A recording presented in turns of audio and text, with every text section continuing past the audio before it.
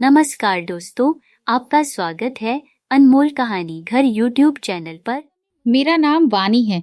मेरी जिंदगी अपने पेरेंट्स के साथ बहुत अच्छी गुजर रही थी। मेरी मम्मी मुझसे बहुत प्यार करती थी। फिर एक दिन कुछ ऐसा हुआ कि सारी खुशियां जैसे खत्म हो गईं और गम ही गम आने लगे। हम लोग एक साथ जॉइंट फैमिली में रहते थे। मैं अपने पूरे खानदान की एक ही लड़की थी। मेरे दो चाचा जी थे और दोनों के पास ही दो दो बेटे थे। बस मेरे पापा की ही मैं इकलौती बेटी थी। जब मैं 9 साल की थी तब मेरे पापा मुझे इस दुनिया में छोड़कर चले गए थे। लेकिन मेरी मम्मी बहुत पढ़ी लिखी और हुनरमंद थी। मेरी मम्मी शुरू से ही जॉब करती थी क्योंकि उनकी गवर्नमेंट जॉब थी। अपने पति के मरने के बाद भी मेरी माँ ने जॉब जारी रखी थी क्योंकि वो अपनी बेटी की परवरिश कैसे करती। मेरी मम्मी किसी पर बोझ नहीं बनना चाहती थी, इसीलिए अपनी मेहनत से पैसा कमाती थी और अपनी बेटी का ज्यादा ख्याल करती थी। मेरी मम्मी चाहती थी कि उनकी ही तरह उनकी बेटी भी खूब पढ़े लिखे और कभी उनकी बेटी पर कोई भी मुसीबत का समय ना आए। उनकी बेटी खुद पे निर्भर हो और किसी के आगे हाथ ना फैलाए। उनकी बेटी बुरे वक्त से खुद लड़ना सीख ले। मगर मेरी मम्मी नहीं जानती थी कि बुरा वक्त आने में देर नहीं लगती और उनकी बेटी इस काबिल भी नहीं बन पाएगी कि वो बुरे वक्त से लड़ सके, बल्कि उससे पहले ही बुरा वक्त आ जाएगा। उस समय मैं इंटर में थी जब मेरी मम्मी के साथ एक ऐसा हादसा हो गया था जिसमें उनकी जान चली गई थी। मेरी मम्मी जैसे स्कूल में टीचिंग करती थी, वहां से आते समय उनका एक जोरदार एक्सीडेंट हो गया था। वो दिन मेरी जिंदगी का सबसे खतरनाक दिन था। जिस दिन मैंने अपनी माँ को खोया था, मैं नहीं जानती थी कि सुबह मेरी माँ मुस्कुराते हुए स्कूल जाने के लिए खुद भी निकलेगी और मुझे भी स्कूल छोड़ते हुए अपनी नौकरी पर जाएगी। तो वो दिन उनकी जिंदगी का सबसे आखिरी दिन होगा। उस दिन के बाद वो कभी मुझसे बात नहीं कर सकेगी। मैं अपनी माँ की मौत पे बहुत रोई थी क्योंकि मेरी माँ की मौत मौके पर ही हो गई थी। उन्हें इतना समय भी नहीं मिल सका था कि वो आखिरी समय में अपनी बेटी से बात कर सके। बस उस दिन के बाद से मेरी जिंदगी में परेशानियां ही परेशानियां आनी शुरू हो गई थी। मेरी मम्मी की मौत पे मेरे मामा मामी भी आए थे। वैसे तो मेरे 3 मामा थे और उन सभी की शादी हो चुकी थी। 2 मौसियां भी थी, उनकी भी शादी हो गई थी। मेरी एक मौसी की मौत हो गई थी, जबकि एक मौसी और 2 मामा दूसरे शहर में रहते थे। हमारे ही शहर में मेरे एक मामा रहते थे। वो सब भाई बहनों में सबसे बड़े थे। मेरे नाना नानी ने उनको जिम्मेदारी दी थी कि वो मरने के बाद अपने सारे भाई बहन का ख्याल रखें। मेरे मामा ने अपने सारे भाई बहनों की शादी कर दी थी और वो अपने फर्ज से फ्री हो गए थे। उसके बाद उन पर कोई भी दबाव नहीं था। हम अपने मामा मामी के घरों पर कम ही जाया करते थे क्योंकि मेरी मम्मी को ज्यादा छुट्टियां नहीं मिलती थी। मैं अपने 2 चाचाओं के साथ ही रहती थी, इसीलिए मुझे कभी अपने किसी रिश्तेदार की कमी महसूस नहीं हुई थी। मैं उनके खानदान की इकलौती बेटी थी, इसीलिए सब मुझे बहुत प्यार करते थे।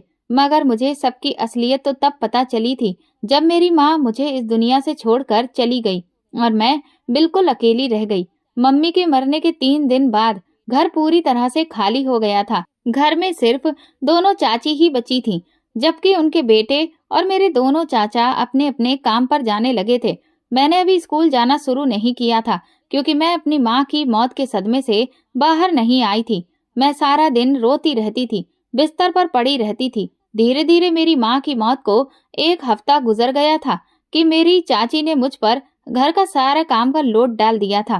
पहले तीनों देवरानी जेठानी साथ मिलकर घर के काम किया करती थी और तीनों में अच्छी दोस्ती थी, इसीलिए उन्हें घर के कामों का बोझ कभी पता ही नहीं चला। लेकिन अब मेरी मम्मी के मर जाने के बाद उन्होंने इस चीज का फायदा उठाया कि मैं उन लोगों पे बोझ बन गई हूँ। अब इस घर में रहूंगी तो वो लोग जैसा चाहे वैसा मुझसे करवा सकती हैं क्योंकि मेरे आगे पीछे अब कोई नहीं रहा था। चाचा भी ज्यादातर घर से बाहर ही रहते थे। जब रात को वो घर पे आते तो चाची ऐसे रिएक्ट करती जैसे मुझसे कोई काम ही नहीं करवाती हैं। इन लोगों ने तो लगता था कि अब मैं उन पे डिपेंड हूँ और अब सारी जिंदगी इनको ही मेरा बोझ उठाना है। मेरे तो दिन अब रो रो कर गुजरने लगे थे। मेरी समझ में आता था कि मैं क्या करूं। मेरी माँ की मौत को 15 दिन गुजर गए थे। इस बीच मेरे मामा जी मुझसे मिलने के लिए आए थे। मामा जी को देखकर मैं उनके गले से लगकर फूट फूट कर रोने लगी थी। मामा जी ने जब मुझे रोते हुए देखा तो वो मेरी चाची से पूछने लगे कि आखिर मेरी भांजी क्यों रो रही है। तो उन्होंने मामा जी से कहा कि हम आपकी बेटी के नखरे नहीं उठा सकते। आपकी बेटी सारा सारा दिन कमरे में बंद रहती है। हम चाहते हैं कि आप इसे अपने साथ ले जाएं। हमने इसीलिए आपको यहाँ पर बुलाया है। मामा जी को लगा था कि वो लोग कोई बहुत जरूरी बात करना चाहते थे, मगर वो लोग तो मुझे उनके साथ भेजना चाहते थे। मामा जी ने कहा कि कोई बात नहीं है, मैं अपनी भांजी को बिल्कुल अपनी बेटी की तरह रखूंगा। मामा जी ने मुझसे कहा था कि तुम अपना सामान पैक कर लो और मेरे साथ चलो। मैं सामान पैक करके अपने मामा जी के साथ चली गई थी। मुझे ये नहीं पता था कि मेरे आने के बाद मेरी चाची ने चाचा जी को क्या बताया था। जरूर उन लोगों ने उनसे झूठ ही बोल दिया होगा, कह दिया होगा कि आपकी भतीजी अपने मामा के साथ खुद अपनी मर्जी से गई है। मगर वो लोग तो मुझे भेज चुकी थी। मामा जी के घर जाने के बाद भी मेरी जिंदगी में सुकून नहीं आने वाला था, क्योंकि जब मैं मामा जी के साथ उनके घर गई तो मुझे देखकर मेरी मामी और उनकी दोनों बेटियां खुश नहीं हुई थीं। उन लोगों के तो मुंह बन गए थे। मामा जी ने मुझे कमरे के अंदर जाने के लिए कहा था। मामा जी ने कहा था कि ऊपर वाले पोर्शन में कमरा खाली पड़ा हुआ है, तुम उसमें जाकर अपना सामान रख लो। मैं तो खामोशी से अपना सामान लेकर ऊपर आ गई थी, मगर मुझे मामा और मामी की बातों की आवाजें आ रही थी।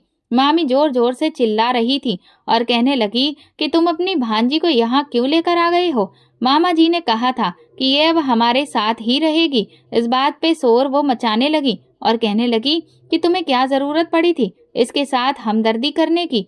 मामा जी कहने लगे कि ये मुझे मेरी बेटियों की तरह प्यारी है और तुमने अगर इसमें और मेरी बेटियों में कोई फर्क समझा तो अच्छा नहीं होगा। ये कहकर उन्होंने मामी को खामोश करवा दिया था। लेकिन मैं ये नहीं जानती थी कि अब मेरी जिंदगी की मुश्किलें और ज्यादा बढ़ने वाली हैं। मामा जी ने मेरा कॉलेज में एडमिशन करवा दिया था। मामी मुझसे घर के सारे काम करवाया करती थी। मैं कॉलेज से आने के बाद सारे काम करती। मामा जी मामी को बहुत दबा कर रखते थे। वो हमेशा मामी से और अपनी बेटियों से यही कहते थे कि वानी को हमारे घर में रहते हुए कभी किसी चीज की कोई परेशानी नहीं होनी चाहिए। उसका हर तरह से ख्याल रखने की कोशिश करना। मेरी मामी की 2 बेटियां और उनका एक बेटा भी था। हम सबकी उम्र में सिर्फ 2-2 साल का फर्क था। मेरी मामी अपनी बड़ी बेटी सुरभि के लिए रिश्ता तलाश कर रही थी। मेरे मामा की काफी अच्छी नौकरी थी, लेकिन फिर भी मेरी मामी को ऐसा लगता था कि उनके पास रुके हुए पैसे की बहुत कमी है। मेरे मामा ने कभी उनके साथ किसी चीज की कमी नहीं की थी। मामी चाहती थी कि वो अपनी बहू लेकर आए तो बहू भी अमीर परिवार की हो और दोनों बेटियों की भी अमीर ससुराल में ही ब्याह किया जाए। मामी जी अपनी बड़ी बेटी सुरभि के लिए किसी अमीर परिवार का रिश्ता तलाश कर रही थी, मगर अभी तक उनका रिश्ता नहीं लग पा रहा था। वैसे तो सुरभि के काफी रिश्ते आ चुके थे, लेकिन अभी तक कोई ऐसा रिश्ता मेरी मामी को नहीं मिला था जिसमें मेरी मामी के हिसाब से कोई कमी ना हो। मैं बचपन से ही बहुत सीधे और सिंपल नेचर की रही थी। कोई अगर मुझसे ऊंची आवाज में बात करता तो मैं बहुत डर जाती थी। यही वजह थी कि मैंने अपनी मम्मी के मरने के बाद पूरे 15 दिन तक उनकी हर बात को खामोशी से बर्दाश्त किया था और मैं यहाँ आने के बाद मामी की भी हर बात को बर्दाश्त करती थी। मुझे मामी से बहुत डर लगता था। मैं अपनी मामी का हर कहना मानती थी, उनकी हर बात को अच्छी तरह से समझती थी। इसीलिए कभी मेरी मामी ने भी मुझसे गुस्से में बात नहीं की थी। मैं स्कूल जाती थी तो वहां पर भी मैं पढ़ाई में बहुत अच्छी थी। कभी टीचर्स ने भी मुझे गलत तरीके से बात करने की कोशिश नहीं की थी। लेकिन अब मुझे अपने ही रिश्तेदारों की ऐसी बातों को बर्दाश्त करना पड़ रहा था। मेरी कॉलेज की पढ़ाई भी बहुत अच्छी चल रही थी। मामी मुझे छोटी छोटी बात पे डांटती थी और मैं उनकी डांट से बहुत डर जाती थी। मैं हमेशा डरी सहमी सी रहती थी। मेरे यहाँ आने के बाद 1-2 बार सुरभि को लड़के वाले देखने आए थे तो मामी मुझे उन लोगों के सामने भी नहीं आने देती थी। उन्हें मेरी खूबसूरती से डर था कि कहीं लड़के वाले मुझे उनकी बेटी की जगह पसंद ना कर लें।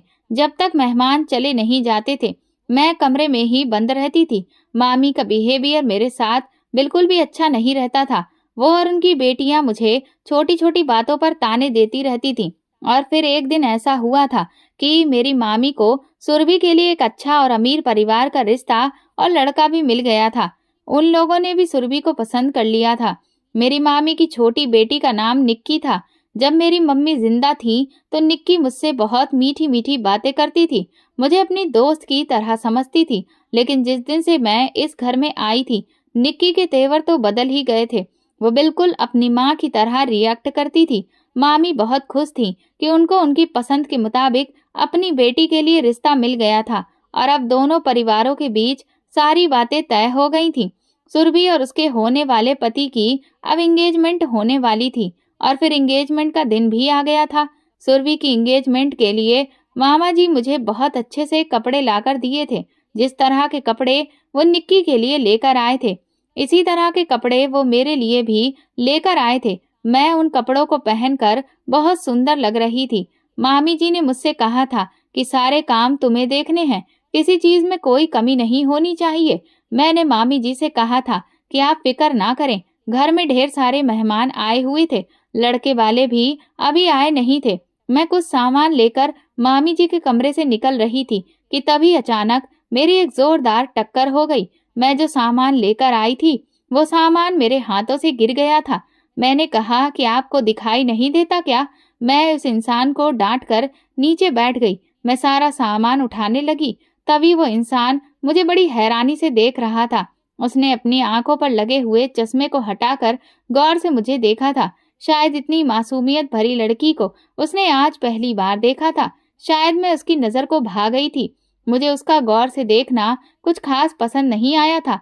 मैंने जल्दी से अपना सामान उठाकर वहां से मामी जी के पास चली आई थी और फिर सुरभि की एंगेजमेंट का फंक्शन अच्छी तरह से हो गया था। मगर वो लड़का बार बार मुझे देख रहा था। वो जरूर मेरे मामा जी के बेटे मयंक का दोस्त होगा, क्योंकि उसने अपनी बहन की एंगेजमेंट में अपने सारे ही फ्रेंड्स को इनवाइट किया था। सुरभि की शादी की डेट कुछ दिन बाद की ही रख दी गई थी। इस दौरान मैं मामी के काम में बहुत हाथ बटा रही थी, मगर शादी की तैयारियों के चलते मैं कॉलेज भी नहीं जा पा रही थी और ना ही अपनी पढ़ाई पर ध्यान दे पा रही थी। ऐसा करने से मेरी पढ़ाई को बहुत नुकसान हो रहा था। लेकिन शादी की तैयारियों में बिजी होने की वजह से मामी जी मुझे जली कटी बातें नहीं सुना रही थी, क्योंकि उनका ध्यान शादी की तैयारियों में लगा हुआ था। कुछ दिन बाद जब सुरभि की शादी का दिन आया तो मैं अभी भी घर के कामों में ही बिजी थी। इस दौरान मैं सुरभि के कुछ जरूरी कपड़े रखकर भूल गई थी, क्योंकि मुझ पे काम का लोड इतना ज्यादा था कि मेरी समझ में ही नहीं आ रहा था कि मैं कौन सा काम याद करूं और कौन सा नहीं, और कौन सी चीज मैं कहाँ पे रखकर भूल गई हूँ।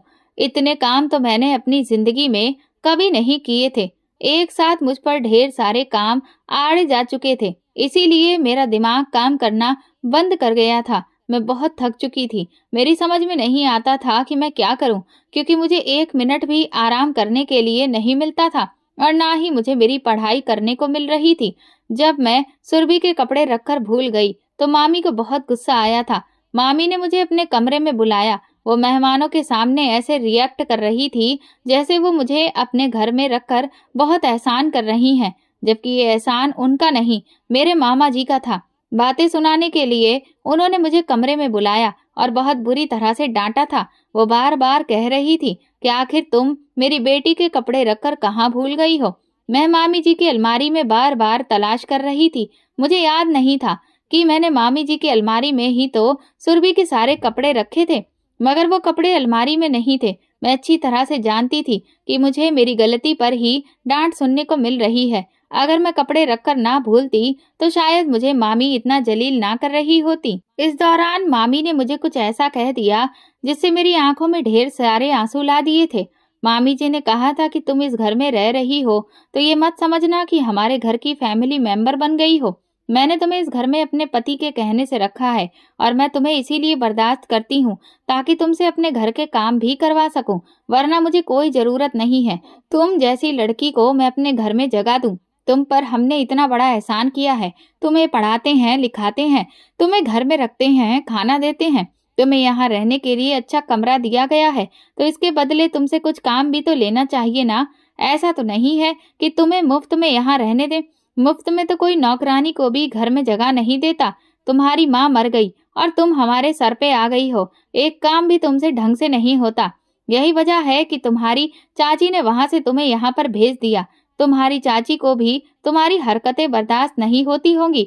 तुम्हारी मनूस माँ इतना नहीं हुआ कि मरते समय तुम्हें भी अपने साथ लेती जाती, तुम्हें हमारे सर पर डाल गई।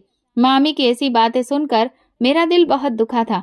मैं फूट फूट कर रोने लगी थी। रोते हुए अचानक मेरी नजर मामी के कमरे में रखे हुए एक संदूक पर गई थी। मैं जल्दी से उस संदूक की तरफ गई क्योंकि मुझे याद आया था कि मैंने इसी संदूक में सुरभि के कपड़े रखे थे। मैंने जल्दी से वो खोला तो मुझे उसमें सुरभि के कपड़े दिखाई दे गए। मेरी जान में जान आ गई थी। मैंने मामी जी को वो कपड़े निकाल कर दे दिए और मैं खुद रोती हुई भागकर कमरे से बाहर निकली तो देखा कि फिर से मेरी टक्कर उसी लड़के के साथ हो गई थी। मुझे अब उस पर गुस्सा आ गया था।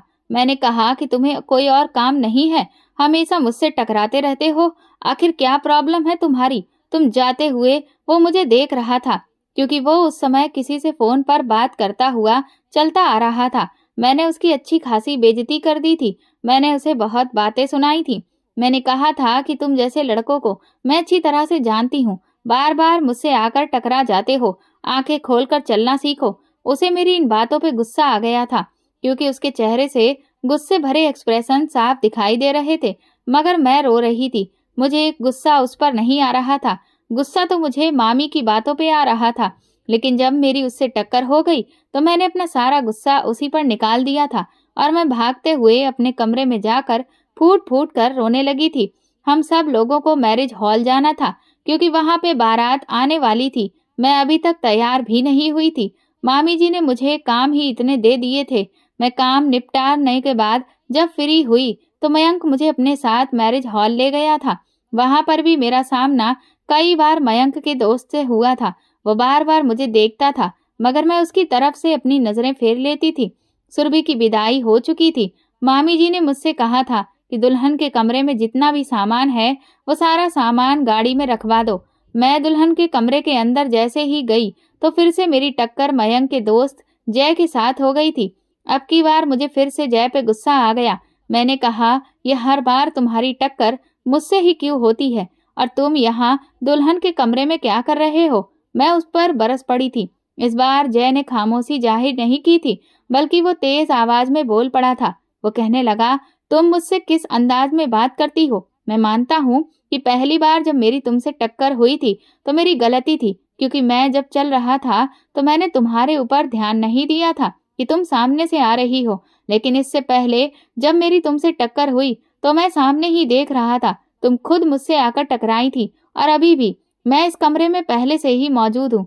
मैं कमरे से बाहर निकल रहा था जब तुम खुद इस कमरे के अंदर आई हो और तुम्हारी मुझसे टक्कर हो गई।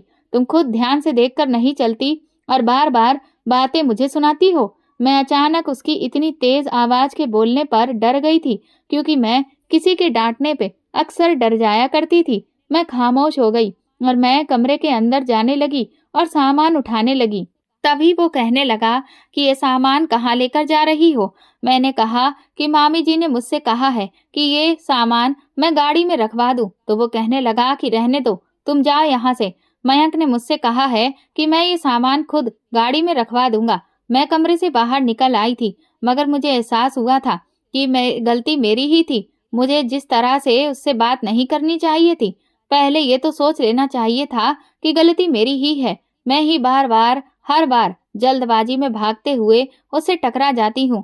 सुरभि की शादी होने के बाद भी मामी जी मुझे सुकून से नहीं रहने दे रही थी।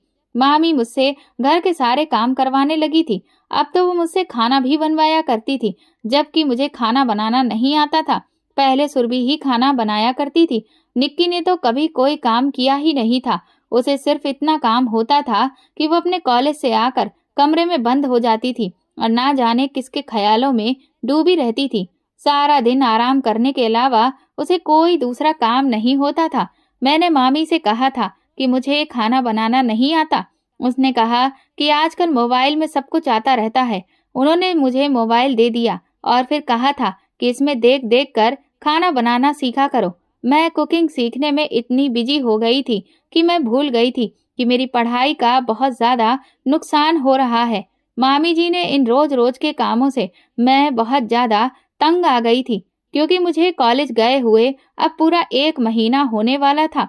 मैंने अब सोच लिया था कि मैं जैसे तैसे कॉलेज जाकर ही रहूंगी। अगले दिन फिर से मामी मुझे अपने कामों में उलझा रही थी, मगर मैं ऑलरेडी अपनी पढ़ाई का काफी नुकसान करा चुकी थी। अब मुझे कुछ भी करके कॉलेज जाना था। मैं तैयार होकर कॉलेज जाने के लिए निकल ही रही थी कि तभी अचानक मामी जी आ गईं और उन्होंने मुझे कॉलेज जाते हुए देख लिया।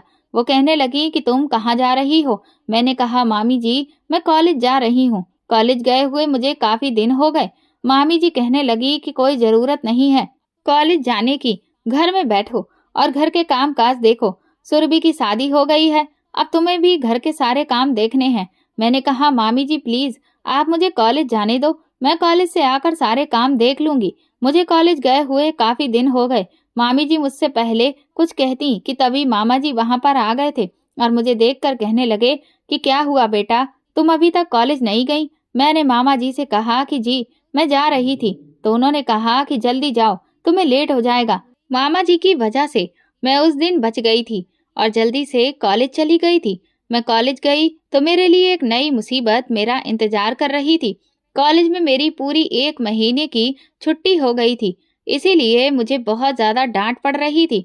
और फिर साथ ही साथ मुझे प्रोफेसर ने कहा था कि तुम पर 2 महीने की फीस चढ़ी हुई है, एग्जाम्स करीब आने वाले हैं, तुम्हें फीस जमा करनी होगी। मैंने प्रोफेसर से कहा था कि मैं आपको फीस कल लाकर दे दूंगी। रात के समय जब हम सब लोग एक साथ बैठकर खाना खा रहे थे, तब मामा जी ने मुझसे कहा था कि बानी बेटा, तुम्हारे कॉलेज की फीस भी तो भरनी होगी ना। मैंने जल्दी से मामा जी की तरफ हाँ में सर हिलाते हुए कहा था कि जी मामा जी। मामा जी कहने लगे कि मैंने तुम्हारे कॉलेज की फीस तुम्हारी मामी को दे दी है, सुबह कॉलेज जाओ तो अपनी मामी से लेती जाना। मैं बेफिक्र हो गई थी कि अब मुझे फीस की भी टेंशन नहीं थी। लेकिन जब अगले दिन कॉलेज जाते समय मैंने मामी से फीस मांगी तो मामी कहने लगी कि फीस के पैसे मैं तुम्हें नहीं दूंगी, अब तुम्हें अपनी पढ़ाई बंद करनी होगी।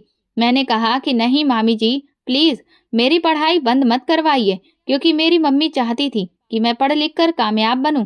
फिर भी मैं अपनी मम्मी की तरह जॉब किया करूंगी, जैसे उन्होंने पापा के बिना अपना और मेरा गुजारा किया था। मैं फिर आप पे बोझ नहीं रहूंगी, अकेले अपना गुजारा कर लिया करूंगी। मामी कहने लगी कि वाह, बड़ी अच्छी बात कही है। तुम्हारी मम्मी को पढ़ाने के लिए तो उनके माता पिता जिंदा थे, मगर तुम तो हम लोगों के सहारे हो। ये जिम्मेदारी माँ बाप ही उठा सकते हैं, रिश्तेदार नहीं। मामी ने कहा था कि कोई जरूरत नहीं है कॉलेज जाने की, मेरे पास कोई पैसे वैसे नहीं है। मैं रोने लगी और रोती हुई मामी के आगे गिड़गिड़ाने लगी कि प्लीज मामी मुझे पैसे दे दो। मामा ने तो आपको फीस भरने के लिए पैसे दिए हैं ना, तो फिर आप मुझे पैसे क्यों नहीं दे रही हो? मामी ने जल्दी से मेरे बाल पकड़ लिए और कहने लगी कि अगर इस बारे में तुमने अपने मामा से कुछ भी कहा तो तुम्हारा इस घर में जीना दुश्वार कर दूंगी। आई बात समझ में? मैंने मामी से कहा कि मामी मेरे बाल छोड़िए, मुझे दर्द हो रहा है। ठीक है, मैं मामा जी से इस बारे में कुछ नहीं कहूंगी, लेकिन आप जो मेरे साथ कर रही हो वो बिल्कुल ठीक नहीं है। प्लीज मुझे फीस के पैसे दे दीजिए। मामी कहने लगी कि जा, नहीं देती मैं तेरे फीस के पैसे, अगर तुझे कॉलेज जाना है तो ऐसे ही पढ़ ले। फिर मामी ने मुझे एक जोरदार झटका देकर छोड़ा था। मैं अपने कमरे में जाकर फूट फूट कर रो रही थी। मैं पूरा दिन रोती रही थी। फिर शाम के टाइम पर मामी कमरे में आई और कहने लगी कि उठो और जाकर घर के कमरों में सफाई करो। मैं उठ गई थी और काम में लग गई थी। मैंने मामा मामी को आपस में बातें करते हुए सुना था। मामी मामा जी से कह रही थी कि कल शाम को निक्की को देखने के लिए लड़के वाले आ रहे हैं। लड़के की माँ ने फोन करके मुझसे कहा था कि वो हमारे घर रिश्ता लेकर आना चाहती है। मामा जी कहने लगे कि चलो ये तो अच्छी बात है, हम चाहते हैं कि निक्की की पढ़ाई पूरी होते होते पहले उसका रिश्ता भी तय कर दें, और जैसे ही उसका ये साल कंप्लीट हो जाए तो उसकी भी शादी कर देंगे। इस तरह निक्की भी अपने घर की हो जाएगी और उसके बाद मैं बानी के लिए रिश्ता तलाश करना शुरू करूंगा। मामी जी फिर से मामा की बातों पे गुस्सा हो रही थी। अगले दिन मैं डरते डरते फिर से कॉलेज चली गई थी। उस दिन भी प्रोफेसर ने मेरी बहुत इंसल्ट की थी। वो बार बार मुझसे फीस को कह रहे थे। मेरे पास फीस नहीं थी तो मैं उन्हें कहाँ से लेकर देती। मेरे एग्जाम्स करीब आ रहे थे, जिसके लिए मुझे फीस देना बहुत जरूरी था। अगर मेरे पास फीस की ड्यूज क्लियर नहीं होते तो मुझे एग्जाम्स में बैठने नहीं दिया जाता। उस दिन भी कॉलेज से मैं अपनी बहुत बेइज्जती करवा कर घर आई थी। मामी जी ने मुझसे कहा था कि जल्दी से काम में लग जाओ।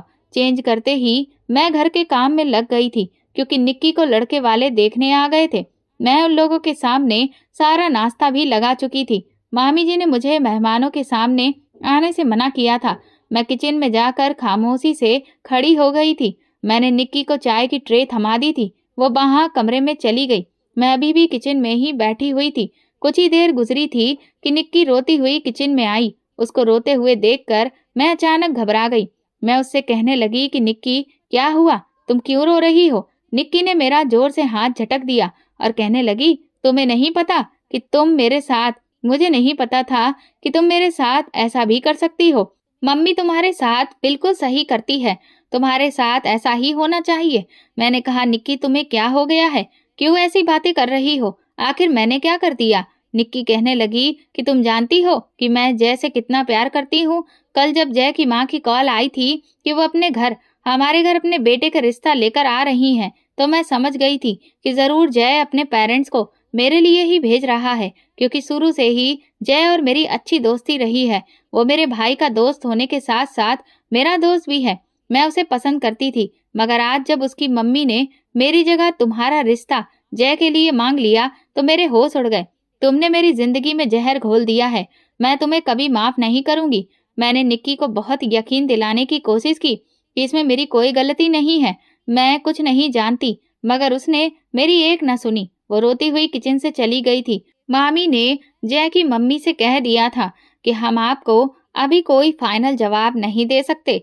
मैं अपने हस्बैंड से डिस्कस करके आपको बता दूंगी। जय की मम्मी वहां से चली गई थी। मामी ने मुझे भी ढेर सारी बातें सुनाई थी, क्योंकि मामी ये बात अच्छी तरह से जानती थी कि निक्की जय को पसंद करती थी, मगर न जाने क्यों जय के घर से मेरे लिए रिश्ता आ गया था।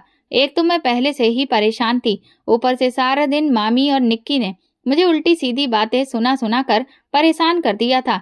रात के टाइम पर जब मामा जी घर आए तो मामी ने उन्हें एक ही घूंट लगाकर सारी बातें बता दी। उन्होंने मामा जी को ये नहीं बताया कि जय की माँ खुद हमारे घर अपने बेटे का रिश्ता मेरे लिए लेकर आई थी।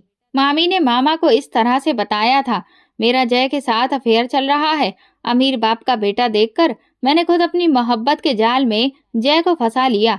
मामी तो शुरू से ही यही चाहती थी कि उनकी बेटी की शादी जय से हो जाए। अब जब रिश्ता मेरा आया था तो मामी चाहती थी कि उनकी बेटी की शादी जय से नहीं हो सकती तो मेरी भी ना हो। उन्होंने मुझ पे बहुत सारे ऐसे इल्जाम लगाए थे जिनको मैं बर्दाश्त नहीं कर सकती थी और खामोशी से सुनकर रोती रहती थी। जब मामा जी मुझे कमरे में बुलाया तो मामा जी कहने लगे कि बेटा, तुम्हारे लिए जय के घर से रिश्ता आया है। क्या तुम ये शादी करना चाहती हो? क्या तुम जय को पसंद करती हो? मैंने मामा जी से कहा था कि नहीं मामा जी, मैं जय को पसंद नहीं करती। मेरे और उसके बीच कुछ भी नहीं चल रहा। मैं नहीं जानती कि उसके घर से रिश्ता क्यों आया है। मैंने मामा जी से कहा था कि मैं ये शादी नहीं करना चाहती, क्योंकि जो इल्जाम मामी ने मुझ पर लगाए थे मैं उन्हें सच साबित नहीं करना चाहती थी। मैंने जब मामा जी से इस रिश्ते से इनकार कर दिया तो मामी के चेहरे पर मुस्कुराहट आ गई थी और मामी ने फौरन ही इस रिश्ते के लिए जय की मम्मी से मना कर दिया था। मगर अगले दिन फिर से जय की मम्मी हमारे घर आ गई थी और उन्होंने मामा जी से इस बारे में बात की थी। उन्होंने कहा था कि हमारा बेटा आपकी भांजी को पसंद करता है, वो आपकी भांजी को बहुत खुश रखेगा।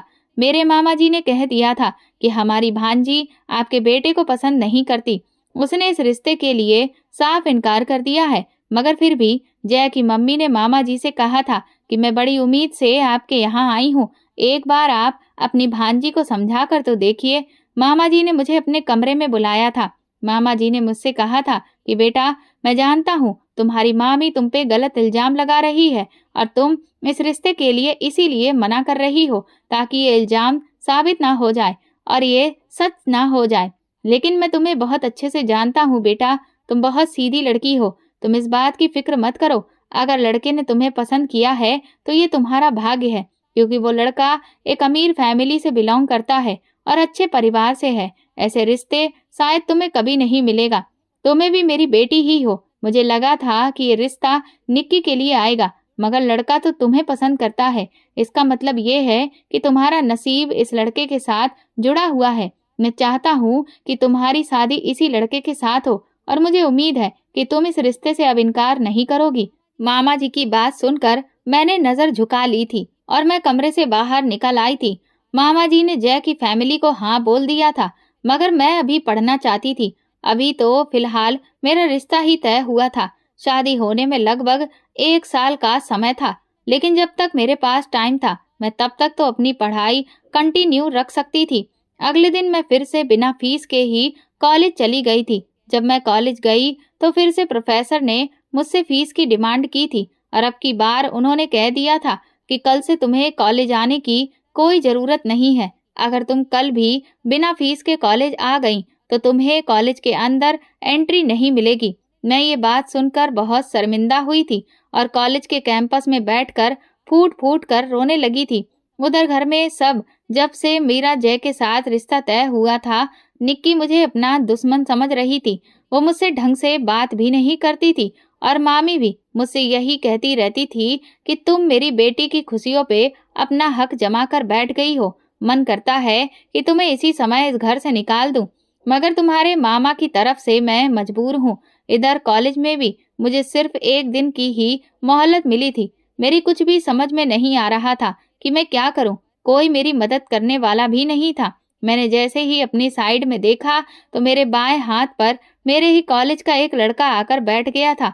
उसने मुझसे पूछा कि क्यों रो रही हो, तो मैंने उससे कहा कि तुम जानते हो मेरे रोने की वजह। तो वो कहने लगा कि हाँ, कई दिनों से देख रहा हूँ प्रोफेसर तुम्हारी बहुत इंसल्ट कर रहे हैं। तुम मजबूर हो इसीलिए फीस नहीं दे पा रही हो। चलो कोई बात नहीं, मैं तुम्हारी फीस तुम्हारी मदद कर सकता हूँ। उसकी बात पर मैंने उसे चौंक कर देखा था और कहा कि तुम मेरी किस तरह से मदद कर सकते हो। तो उसने अपनी जेब से निकाल कर मुझे पूरे 35,000 रुपए दिए और कहने लगा कि लो अपनी फीस जमा करवा दो। मैंने कहा कि नहीं नहीं, मैं ये पैसे नहीं ले सकती। वो कहने लगा कि रख लो, मुझे अपना दोस्त समझो, आखिर मैं भी तो तुम्हारे साथ में ही पढ़ता हूँ। तुम्हें इस तरह से रोज प्रोफेसर से बेइज्जत होते नहीं देख सकता। मैंने कहा लेकिन वो कहने लगा कि लेकिन वेकिन कुछ नहीं, तुम अपनी फीस जमा कर दो। जब तुम्हारे पास पैसों का बंदोबस्त हो जाए तो मुझे पैसे दे देना। उसकी बात सुनकर मेरी आंखों में एक चमक सी आ गई थी। मैंने उससे कहा कि तुम्हारा बहुत बहुत शुक्रिया कार्तिक, मैं तुम्हारा ये एहसान सारी जिंदगी नहीं भूलूंगी।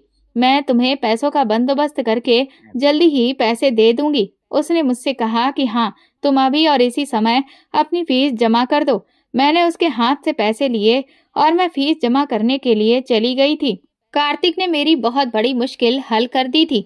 मैंने ये तो नहीं सोचा था कि मुझे उससे ये पैसे किस तरह से देने थे, मगर मैं इतना जानती थी कि मुझे कुछ न कुछ करके मामा या मामी से पढ़ाई के पैसे लेने ही थे।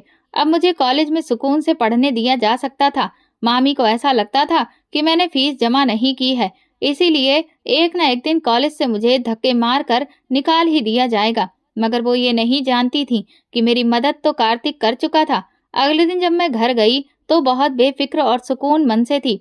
मुझे देखकर मेरी मामी और निक्की गहरी सोच में पड़ गई थी। वो ये सोच रही थी कि आज कॉलेज से आते समय मेरी आंखों में आंसू क्यों नहीं हैं। उन्हें तो हर बार यही लगता था कि कॉलेज में बिना फीस के नहीं पढ़ाया जाएगा और जल्दी ही धक्के मार कर मुझे कॉलेज से निकाल भी दिया जाएगा। मैंने अपनी पढ़ाई पर ध्यान देना शुरू कर दिया था। 2-3 दिन तक मैं कॉलेज गई तो कार्तिक कॉलेज नहीं आ रहा था। उसके दोस्तों ने बताया था कि उसकी तबीयत ठीक नहीं है, मगर मैं अभी भी यही सोच रही थी कि मुझे कुछ न कुछ करके कार्तिक के पैसे वापस देने होंगे। मैं हिम्मत करके अब मामा जी से ही बात करने वाली थी, क्योंकि मैंने सोच लिया था कि मैं कुछ भी करके अपनी पढ़ाई कंप्लीट करके ही रहूंगी। पैसों का इंतजाम अभी नहीं हो सका था, क्योंकि मामा जी कुछ दिनों के लिए अपने काम के सिलसिले में शहर से बाहर गए हुए थे। पैसे तो मैं मामा जी से ही मांग सकती थी। जब 3 दिन बाद कॉलेज में आई तो मैंने देखा कि कार्तिक भी कॉलेज आया हुआ था। कॉलेज से छुट्टी के टाइम पर कार्तिक ने मुझसे बात करने के लिए दूसरे क्लासरूम में बुलाया था। मैं वहां पर चली गई थी। कार्तिक कहने लगा कि तुम मुझे मेरे पैसे कब दे रही हो। मैंने कहा कि मुझे कुछ दिन का वक्त दो, मामा जी से पैसे लेकर मैं तुम्हें दे दूंगी। अभी मामा जी शहर से बाहर गए हुए हैं। ये सुनकर वो कहने लगा कि तुम्हारे पास सिर्फ और सिर्फ 2 दिन का टाइम है। 2 दिन तक अगर तुमने मुझे मेरे पैसे नहीं दिए तो तुम्हें खुद चलकर मेरे बिस्तर तक आना होगा। उसकी बात सुनकर मेरे तो होश उड़ गए थे। मैंने कहा, ये कैसी फालतू की बातें कर रहे हो तुम? तुमने तो मुझसे कहा था कि मेरे पास जब पैसे हो तब मैं तुम्हें दे दूं, मगर अब तो तुम इतनी जल्दी मुझसे पैसे मांग रहे हो और ये फिजूल की शर्त भी रख रहे हो। कार्तिक कहने लगा कि मैं तो ऐसा ही हूँ, शुक्र मनाओ कि मैंने वक्त पर तुम्हारी मदद कर दी, वरना तुम आज कॉलेज में ना होती। मैंने उसे कहा था, अच्छा ठीक है, मैं कोशिश करती हूँ, मगर मैं टेंशन में पड़ गई थी। मैं जब कॉलेज से घर आई तो बहुत परेशान थी। तभी हमारे घर का दरवाजा बजने लगा। मैं जब दरवाजे पर गई तो ये देखकर हैरान रह गई थी कि दरवाजे पर जय खड़ा हुआ था। जय मुझे देखकर मुस्कुराने लगा। मैं दरवाजा बंद करके जैसे ही पीछे पलटी तो उसने मेरा हाथ पकड़ लिया और कहने लगा, आज गुस्सा नहीं करोगी? मैंने उससे कुछ नहीं कहा क्योंकि मैं बहुत परेशान थी। वो फिर से मुझसे कहने लगा कि मैं तुमसे बात करने के लिए ही आया हूँ। मैंने उसका हाथ झटके से छुड़ाया और मैं भागकर अपने कमरे में आ गई थी। मैं नहीं चाहती थी कि वो हम दोनों को बात करता हुआ मामी या फिर कोई देख ले। जय मयंक के साथ चला गया था और फिर रात का टाइम हो गया था। मुझे फिक्र थी कि कल को मुझे कॉलेज जाना है। मुझे अभी के अभी मामी से ही बात करनी होगी। इसीलिए मैं हिम्मत करके मामी जी के पास गई और देखा तो उनके पास निक्की भी बैठी हुई थी। मैंने मामी जी से कहा कि मामी जी प्लीज मुझे फीस के पैसे दे दीजिए, मैं आगे पढ़ना चाहती हूँ। मामी जी कहने लगी कि अभी तक तुम्हारे कॉलेज वालों ने तुम्हें निकाला नहीं, तुम पर तो काफी फीस चढ़ चुकी है। मैंने कहा कि कॉलेज वाले तो मुझे निकालने ही वाले थे, मगर मेरा एक कॉलेज का दोस्त है, उसने मेरी फीस के उधार पैसे मुझे दे दिए, लेकिन वो अब मुझसे अपने पैसे मांग रहा है। आप प्लीज मुझे पैसे दे दीजिए, मैं उसको उसके पैसे वापस कर दूंगी। मेरी बात निक्की बड़े ध्यान से सुन रही थी। मामी जी कहने लगी, नहीं, मेरे पास कोई पैसे नहीं है, दोबारा किसी से मदद मांग लो। मेरे लाख समझाने पर भी मामी ने मुझे पैसे नहीं दिए थे और मैं शर्मिंदा होकर उनके कमरे से निकल आई थी। सारी रात मुझे टेंशन हो रही थी। दूसरी तरफ कार्तिक मुझे ब्लैकमेल कर रहा था। मैं कॉलेज गई तो फिर से उसने वही बात कही थी और कहा था कि तुम्हारे पास सिर्फ 24 घंटे रह गए हैं। फिर जब मैं घर आई तो मामी मुझे अपने साथ बाजार ले जाने लगी। मैं उनके साथ बाजार चली गई। हमारे साथ निक्की भी गई थी। हम लोग एक शॉपिंग मॉल में थे जब अचानक मेरी नजर कार्तिक पर पड़ी थी। मैं कार्तिक को देखकर बहुत घबरा गई थी। कार्तिक मुझे बार बार बात करने के इशारे कर रहा था। मैं नहीं जानती थी कि मैं मामी और निक्की के सामने कार्तिक से बात कैसे करूं, इसीलिए मैं उन दोनों से बहाना बनाकर मॉल के दूसरी तरफ चली गई थी। मैं वहां पर गई तो कार्तिक कहने लगा कि तुम्हारे पास सिर्फ 16 घंटे बाकी रह गए हैं। अगर तुमने मुझे मेरे पैसे वापस नहीं दिए तो कल मेरे घर आ जाना। तुम्हें याद है ना कि तुम पर मेरे पैसे बन रहे हैं। मैंने कहा कि प्लीज कार्तिक, मुझ पर ये जुल्म मत करो, मैं पैसों का इंतजाम कर रही हूँ ना, तुम्हारे पैसे तुम्हें मिल जाएंगे। मुझे नहीं पता था कि तुम मेरी मदद नहीं कर रहे हो, बल्कि मुझे ब्लैकमेल करने के लिए ये सब कुछ कर रहे हो। मैं तो कभी तुमसे मदद ना लेती। कार्तिक कहने लगा कि मुझे तो बस 16 घंटे बाद या तो अपने पैसे चाहिए या तुम सीधे सीधे मेरे घर चली आना। मैंने मॉल में रोना शुरू कर दिया था। मैंने कहा था कि अच्छा, अभी मैं जा रही हूँ, अगर किसी ने मुझे तुमसे मिलते हुए देख लिया तो बहुत बड़ी मुश्किल हो जाएगी। मैं वहां से हट गई थी। सारी रात मुझे टेंशन की वजह से नींद नहीं आई थी। सुबह जब मैं उठी तो घर के टेलीफोन पे किसी की कॉल आ रही थी। मैं इस समय किसकी कॉल हो सकती थी? उस टाइम पर वहां पे कोई भी नहीं था। मैंने कॉल रिसीव कर ली तो देखा कि अभी भी कार्तिक ही कॉल पर था और वो मुझसे कह रहा था कि तुम्हें याद है ना कि 1 घंटे बाद तुम्हें मेरे घर आना है। आज कॉलेज नहीं जाना। आज मैं भी कॉलेज नहीं जाऊंगा। मैं अपने घर में अकेला हूँ और तुम्हारा इंतजार कर रहा हूँ। उसकी बात सुनकर मैंने रोना शुरू कर दिया था। मैंने कहा था कि प्लीज मेरी बात तो सुनो, जैसे ही पैसों का इंतजाम होता है मैं तुम्हें दे दूंगी। मगर वो तो कुछ सुनने के लिए तैयार ही नहीं था। उसने मुझसे कहा था कि अगर तुम 1 घंटे के बाद मेरे घर नहीं आई तो मैं वहां आकर तुम्हें उठाकर ले जाऊंगा। तुम्हारे घर वाले भी कुछ नहीं कर सकेंगे। मैं बहुत डर गई थी। रोने के अलावा मेरे पास कोई दूसरा ऑप्शन नहीं था। मैं खामोशी से कॉलेज जाने के लिए तैयार हुई और धीरे धीरे मेरे कदम कार्तिक के घर की तरफ बढ़ने लगे। मेरे कुछ भी समझ में नहीं आ रहा था। सारे रास्ते मैं यही सोचती रही कि मेरे साथ अब न जाने क्या होने वाला है। मैं जैसे ही कार्तिक के घर पहुंची तो कार्तिक मुझे देखकर बहुत खुश हुआ था। उसने कहा, क्या हुआ, पैसों का बंदोबस्त नहीं हुआ क्या? मैंने कहा, तुम मुझे कुछ समय की मोहलत और दे दो, तो वो कहने लगा कि नहीं, ऐसा नहीं हो सकता, अब कोई मोहलत नहीं, अब तुम मेरे बिस्तर तक खुद चलकर आओगी। ये कहते हुए जब कार्तिक ने मेरे कंधों पर हाथ रखा तो अचानक किसी ने उसको धक्का दिया। ये देखकर मैं दंग रह गई थी कि ये कौन था। मैंने जैसे ही पलटकर देखा तो जय खड़ा हुआ था। जय ने कार्तिक का कॉलर पकड़ लिया और उसे मारना पीटना भी शुरू कर दिया था। मैं बहुत डर रही थी। जय ने उसको बहुत मारा था। कार्तिक बार बार जैसे कह रहा था कि इस लड़की ने मुझसे पैसे लिए हैं, अब ये मेरे पैसे नहीं दे रही है। जय ने अपनी जेब से निकाल कर पैसे उसके मुंह पे मारे थे और उससे कहने लगा, अगर आज के बाद तुमने इस लड़की या फिर किसी भी लड़की को इस तरह से ब्लैकमेल किया तो ये उसकी मजबूरी का फायदा उठाने की कोशिश की तो ये अच्छा नहीं होगा। मैं तुम्हें छोड़ रहा हूँ, चाहूँ तो अभी के अभी पुलिस के हवाले भी कर सकता हूँ। जय ने जल्दी से मेरा हाथ पकड़ा और वो मुझे वहां से ले आया था। मैं देख रही थी जय को बहुत गुस्सा आ रहा था। वो गुस्से में गाड़ी चला रहा था मगर मुझसे कोई भी बात नहीं कर रहा था। मैं बहुत डर गई थी। मैं बस रोए जा रही थी कि अब न जाने क्या होगा। जय मुझे घर के अंदर ले गया तो देखा तो वहां पे मामा जी भी आ चुके थे। जय ने मेरा हाथ पकड़कर झटके से मुझे मामा जी की तरफ किया। मैं रो रही थी। मेरी हालत देखकर मामा जी बहुत घबरा गए थे। जय ने मामा जी को सब कुछ बता दिया और कहने लगा कि आज मैं इसे बचाकर लेकर आया हूँ, न जाने इसके साथ क्या होने वाला था। मामा जी को ये सब सुनकर एक जोरदार शॉक लगा था। मामा जी ने मामी से कहा, तुमने इसे फीस के पैसे नहीं दिए थे? मैं तो हर महीने तुम्हें पैसे दिया करता था। मामी खामोशी से सुनती रही और कहने लगी कि आप इसका गुस्सा मुझ पर क्यों उतार रहे हो? क्या पता इसका कॉलेज में किन किन लड़कों के साथ अफेयर चल रहा है और ये लड़की उसके घर तक ही गई ही क्यों थी जो आज इतनी बड़ी नौबत आ गई थी। जय बोल पड़ा और कहने लगा, ये तो मजबूरी में गई थी वहां पे क्योंकि उस लड़के ने इसको फीस के पैसे दिए थे और अब वो इसे ब्लैकमेल कर रहा था। तभी जय ने निक्की की तरफ देखा और कहने लगा कि निक्की, तुम तो मुझे पिछले 3 दिनों से बेवकूफ बना रही हो। कहती हो कि उस लड़के के साथ बानी का अफेयर चल रहा था। तुमने मुझे बानी के शॉपिंग मॉल के पिक्स भेजे और कॉलेज में भी जब ये दोनों आपस में बातें कर रहे थे वो फोटो भी भेज दिया, मगर मेरा दिल नहीं मान रहा था। मैंने बानी पे नजर रखी हुई थी।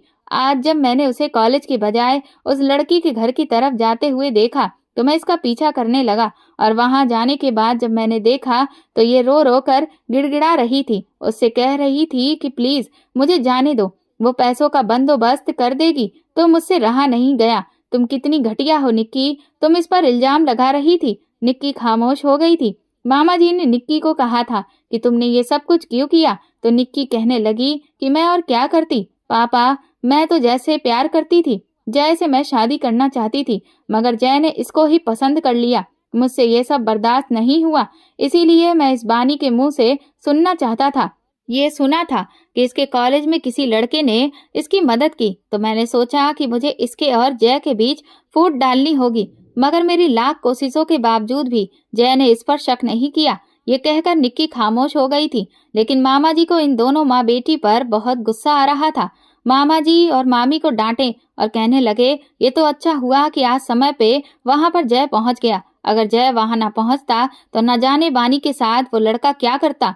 मामा चिल्लाते हुए कहने लगे कि तुम्हें पता भी है कि उसकी इज्जत भी जा सकती थी। एक गलती की वजह से ये कितनी बड़ी परेशानी से गुजरी है। मामी जी कहने लगी कि आप इसे जितना सीधा समझते हो ये बिल्कुल भी ऐसी नहीं है। मामी जी कहने लगे कि मैं इसको अच्छे से जानता हूँ। इसके सर पे माँ बाप का साया नहीं है। बेचारी हमारे घर में रहती है, हमारी जिम्मेदारी है। अगर एक वक्त में तुम्हारी बेटी के साथ ऐसा हो जाए तो तुम्हें कैसा लगेगा?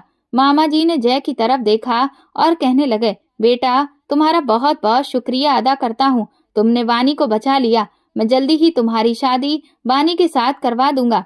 मामा जी कहने लगे कि बानी बेटा, अगर तुम्हारी मामी ने तुम्हें पैसे नहीं दिए तो तुम्हें उस लड़के की मदद नहीं लेनी चाहिए थी।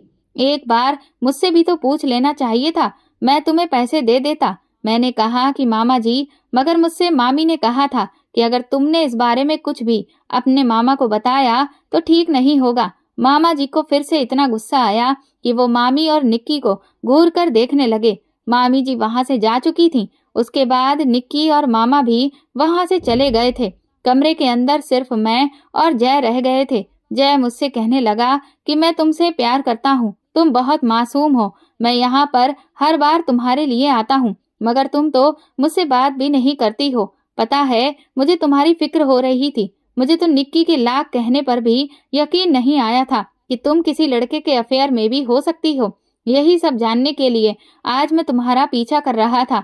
मैंने जैसे कहा कि मुझे माफ कर दो जय, माफ कर दो। मेरा हमेशा आपके साथ बिहेवियर गलत ही रहा था। जय कहने लगा कि तुम बहुत मासूम हो, ये दुनिया बहुत खराब है। पानी इतनी सीधी बनकर मत रहो। सीधे लोगों को ये दुनिया आसानी से जीने नहीं देती। जय की बात सुनकर मैंने सोच लिया था कि अब मुझे लोगों से डरना नहीं है। अगर मैं जितना लोगों से डरूंगी, लोग मुझे उतना ही डराएंगे। मुझे साहस दिखाना होगा, और फिर मैंने ऐसा ही किया था। जिंदगी में काफी समय गुजर गया था, लेकिन मैं उस दिन के बाद कभी नहीं डरी। लोग औरत को कमजोर समझते हैं, और सबसे ज्यादा कमजोर उस औरत को समझते हैं जिनके आगे पीछे कोई नहीं होता। मगर अब मुझे जय का साथ मिल गया। उसने मुझे हमेशा बहुत सपोर्ट किया, मेरी एजुकेशन कंप्लीट करवाई, मुझसे शादी की। जब मैं अपने ससुराल विदा होकर चली गई तो मामी जी का मूड भी मेरी तरफ से ठीक हो गया। निक्की ने भी मुझसे अपने किए की माफी मांग ली थी। आज मैं जय के साथ एक खुशहाल जिंदगी जी रही हूँ, और उम्मीद करती हूँ कि जो लड़कियां मेरी कहानी सुन रही हैं वो भी ऐसे लोगों से डरना छोड़ दें जो आपकी कमजोरी का फायदा उठाकर आपको डराते हैं, बल्कि हिम्मत और समझदारी से काम लें।